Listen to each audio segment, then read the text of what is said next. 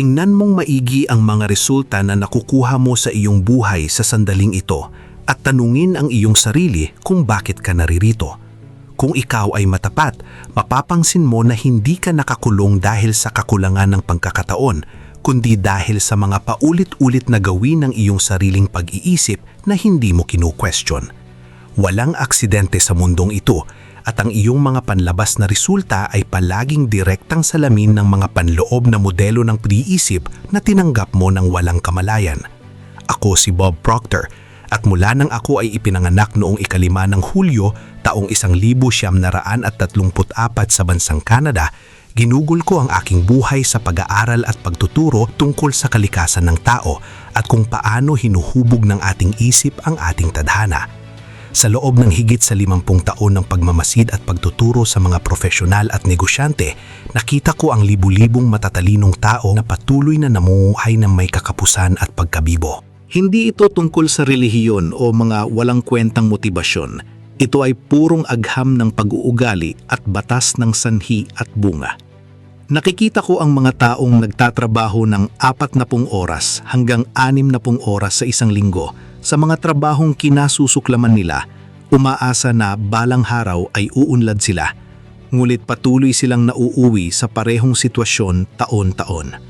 Ang dahilan nito ay napakasimple, ngulit napakalalim. Ang iyong mga paulit-ulit na kaisipan ay lumilikha ng iyong mga gawi. Ang iyong mga gawi ay lumilikha ng iyong mga aksyon. At ang iyong mga aksyon ang nagdadala ng iyong mga resulta.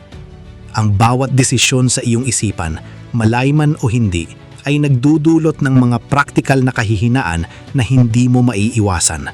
Ang ating lipunan sa ika-20 siglo at sa simula ng ika-21 siglo ay hinubog ng industrialisasyon at isang sistema ng edukasyon na idinisenyo upang lumikha ng mga manggagawang sumusunod sa utos, hindi mga individual na nag-iisip para sa kanilang sarili. Tinuruan tayo sa paaralan na magbasa, magsaulo at ulitin ang impormasyon upang pumasa sa mga pagsusulit. Ngunit hindi kailanman itinuro sa atin kung paano baguhin ang ating mga paradigma.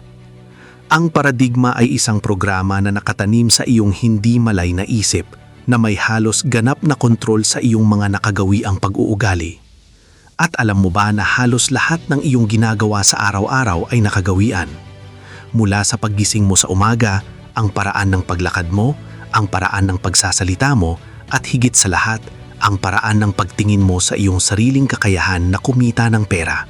Maraming tao ang naniniwala na ang tagumpay ay isang swerte o pribilehiyo ng ilan, ngunit iyan ay isang malaking kasinungalingan na nagpapanatili sa kanila sa kahirapan.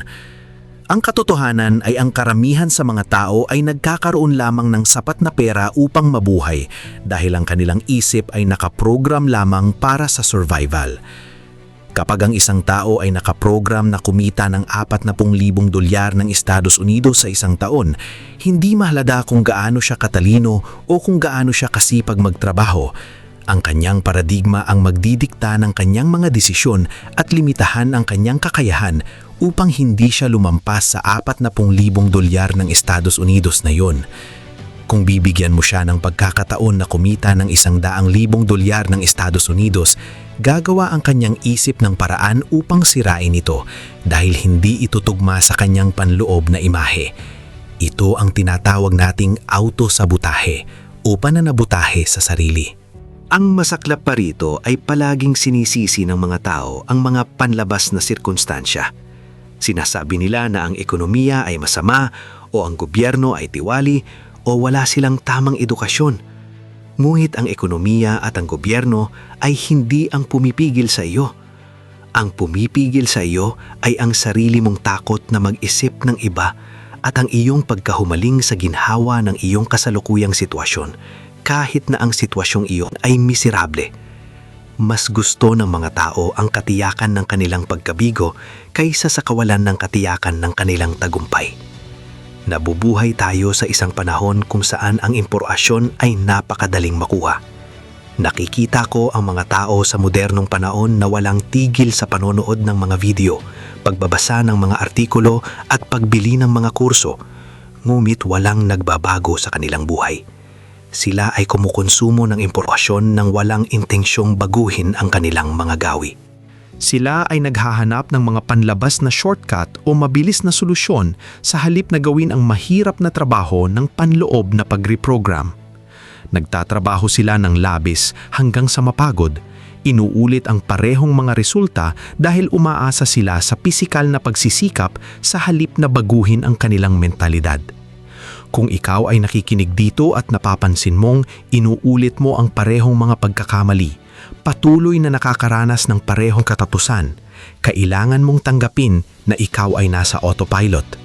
Wala kang kalayaan, ikaw ay isang alipin ng iyong sariling paradigma. Upang mabago mo ito, kailangan mong maunawaan ang batas ng sanhi at bunga. Wala kang makukuhang bunga sa labas kung hindi mo babaguhin ang sanhi sa loob. Ang iyong isip ay may dalawang bahagi. Ang malay na isip kung saan nagaganap ang iyong pag-iisip at pangangatwiran at ang hindi malay na isip kung saan nakatira ang iyong emosyon at ang iyong paradigma. Ang malay na isip ay maaaring tanggapin o tanggihan ang anumang ideya. Ngunit ang hindi malay na isip ay walang kakayahang tanggihan ang anuman. Tinatanggap nito ang lahat ng pinaniniwalaan mo bilang totoo. Kaya kapag patuloy mong iniisip na mahirap ang buhay, na ang pera ay mahirap kitain at na wala kang magagawa, tinatanggap ito ng iyong hindi malay na isip at ginagawa itong pisikal na katotohanan sa pamamagitan ng pag-utos sa iyong katawan na kumilos ayon sa mga paniniwalang ito. Hindi mo maaaring lokohin ang batas. Kung nais mong kumita ng $1,000,000 ng Estados Unidos, kailangan mo munang maging isang uri ng tao na nagkakahalaga ng $1,000,000 ng Estados Unidos sa iyong sariling isipan. Ang pagbabago ay hindi magmumula sa paghihintay na magbago ang mundo para sa iyo. Ang pagbabago ay nagsisimula sa sandaling tanggapin mo ang buong responsibilidad sa lahat ng aspeto ng iyong buhay, gaano man ito kasakit o kahirap aminin. Hindi ka nakakulong dahil sa kakulangan ng pagkakataon. Ikaw ay bihag ng sarili mong mga paulit-ulit na pattern ng pag-iisip na tinanggap mo bilang katotohanan. Tingnan mo ang mundo ngayon. Ang mga tao ay naghahanap ng mga sagot sa labas. Sila ay kumukonsumo ng walang katapusang impormasyon, nanonood ng mga video at bumibili ng mga kurso. Ngunit sila ay nananatiling nakakulong sa eksaktong parehong sitwasyon. Sila ay nagtatrabaho ng labis, sinusubukang baguhin ang kanilang panlabas na mundo gamit ang purong lakas. Ngunit tuluyan nilang binabaliwala ang panloob na paradigma na nagdidikta ng bawat kilos nila.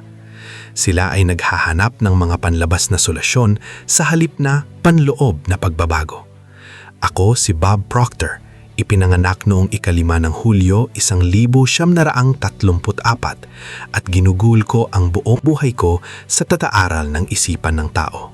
Nakita ko na ang mga matatalinong individual na namumuhay ng malayo sa kanilang tunay na potensyal, hindi dahil sa kakulangan ng pagkakataon, kundi dahil lamang sa sila ay tumatangging baguhin ang kanilang sariling imahe at paradigma. Ikaw ay umuulit ng parehong mga pattern dahil ikaw ay nasa autopilot. Ang iyong paradigma ang kumukontrol sa iyong oras, iyong pera, iyong mga relasyon, at higit sa lahat, ang iyong mga resulta. Ang edukasyon na natanggap mo ay hindi nagturo sa iyo kung paano mag-isip. Tinuruan ka lamang nito kung paano sumunod, kung paanong maging bahagi ng isang sistema na nagpapahalaga sa pagsunod, kesa sa kalayaan ng isipan.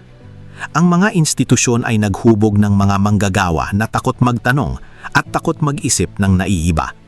Kung hindi mo malay na pagpapasyahan na muling isulat ang mental na programang iyon, ang iyong hinaharap ay magiging isang eksaktong replika lamang ng iyong nakaraan. Ang paulit-ulit na pag-iisip ay lumilikha ng mga gawi, at ang mga gawi na ito ang ganap na nagtatakda ng iyong mga resulta. Tumigil ka sa paninisi sa ekonomiya, sa gobyerno, o sa iyong inaakalang kawalan ng swerte. Ang tagumpay ay hindi isang aksidente o isang pribileyo para sa iilan. Ito ay ang natural na resulta ng isang isip na nakaayon sa kanyang layunin. Ang batas ng sanhi at bunga ay hindi kailanmang nagkakamali. Dapat mong tanggapin ang buong responsibilidad para sa iyong mga iniisip. Ang mga resulta na nakikita mo sa iyong buhay ngayon ay ang ani ng mga binhi na iyong itinanim sa iyong subconscious na isipan maraming taon na ang nakalipas.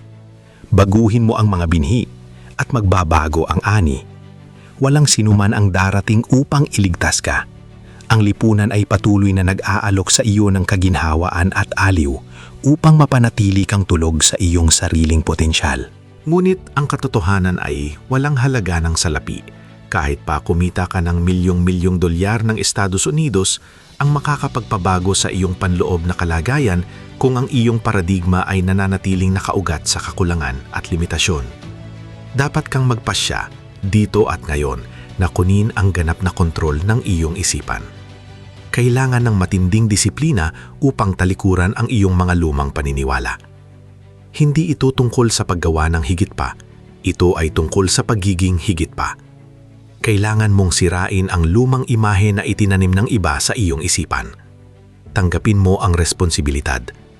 Ang iyong panlabas na mundo ay refleksyon lamang ng iyong panloob na isipan.